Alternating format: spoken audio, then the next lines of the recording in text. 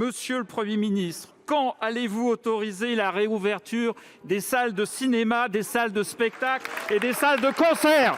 En 2020, votre gouvernement a consacré près d'1 milliard d'euros pour garantir les droits aux allocations des intermittents du spectacle. Cet argent aura été dépensé en pure perte si votre gouvernement ne met pas en place maintenant des aides spécifiques pour accompagner les artistes dans la reprise de leur activité. Or, votre gouvernement, dans le cadre général d'une réforme de l'assurance chômage que nous dénonçons, a lancé une mission de réflexion sur le régime de l'intermittence et a souhaité notamment que soit étudiée sa convergence avec le régime général tel qu'il sera réformé pour, je cite, « ne pas générer d'inégalités supplémentaires entre ceux-ci ».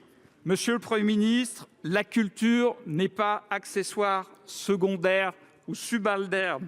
Elle est essentielle car elle constitue l'essence même de notre nation. Nous travaillons à maintenir les droits des intermittents. Nous avons confié, avec la ministre du Travail, une mission à M.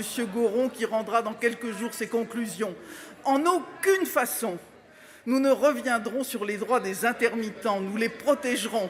Ça, c'est absolument indispensable. Et nous travaillons même pour améliorer le dispositif, en particulier avec les primo-entrants, parce qu'il faut protéger nos jeunes dans la culture. L'occupation des lieux de culture n'est pas le bon moyen, c'est inutile, car les difficultés du monde de la culture, nous les connaissons.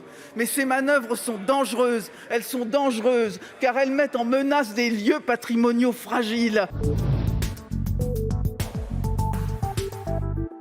Il y a un réel problème de méthode dans la gestion de cette crise sanitaire. L'idée n'est pas de critiquer pour critiquer. L'idée est de comprendre des décisions pour acquérir une acceptabilité. Pourquoi ne pas penser à une organisation territoriale, comme vous l'avez fait pour les confinements avec l'appui des élus locaux, en permettant aux pharmaciens de pouvoir vacciner, tout comme les infirmiers, les sages-femmes, dans les territoires dépourvus de médecins ou lorsqu'il n'y a pas assez de médecins volontaires, mais pas à la place d'eux.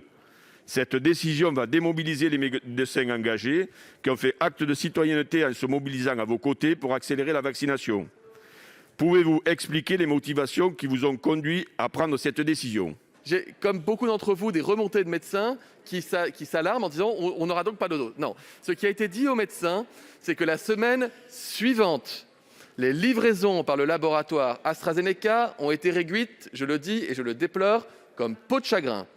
En lieu et place des 765 000 doses que nous avons donc livrées sur notre territoire cette semaine, il y aura la semaine prochaine quelques 260 ou 280 000 doses seulement de vaccins livrées. Et donc nous avons dit aux médecins qu'ils sont nombreux à être volontaires et que nous n'avons pas assez de vaccins pour leur fournir des doses en conséquence la semaine suivante. Et donc cette semaine, ils vont chercher leurs doses comme prévu, ils vaccinent la semaine prochaine. Par contre, ils ne peuvent pas commander pour la semaine prochaine parce que nous n'avons pas assez de doses. En plus des médecins, il fallait permettre aux pharmaciens de commencer à vacciner pour permettre à tous les patients sur tout le territoire national de bénéficier des vaccins. Il y a 15 000 pharmaciens sur les 20 000 existants qui, en l'espace de 2 jours, se sont portés volontaires. C'est une bonne nouvelle, il y a de la place pour tout le monde.